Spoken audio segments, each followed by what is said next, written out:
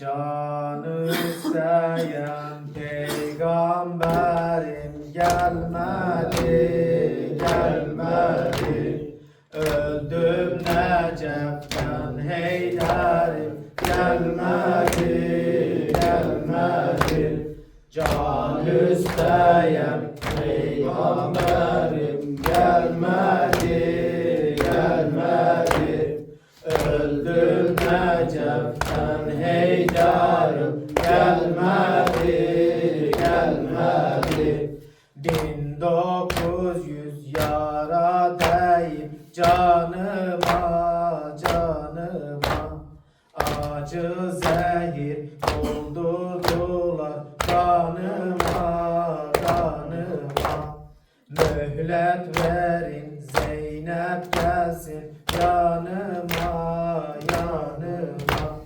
Susuz öldüm kömeklerim gelmedi, gelmedi. Can isteyen peygamberim gelmedi, gelmedi. Öldüm Necef'ten Heyderim gelmedi, gelmedi. Öldüm susuz ümmetlerin fedası, fedası. Her yaramın 100.000 sızı cezası, cezası. Yüreğimde vardır oğul yarası, yarası. Öldüm gurbet çekenlerim gelmedi, gelmedi. Can isteyen peygamberim gelmedi, gelmedi. Öldüm Necef'ten Heyderim gelmedi, gelmedi. Bana matem tutan anam Zehra'dır, Zehra'dır.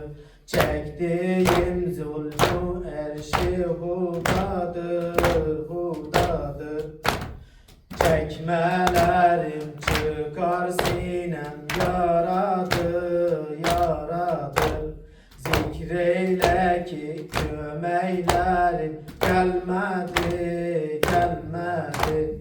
Can isteyen peygamberim gelmedi, gelmedi.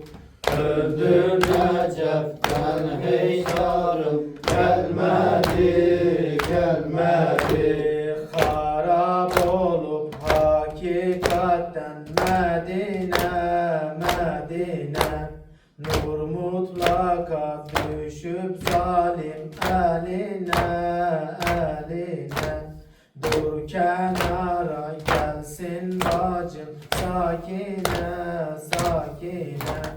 Öldüm kara giyenlerim gelmedi, gelmedi. Can isteyen peygamberim gelmedi, gelmedi. Öldüm Necef'ten Heyderim gelmedi, gelmedi. Lebbeyke ya Hüseyin.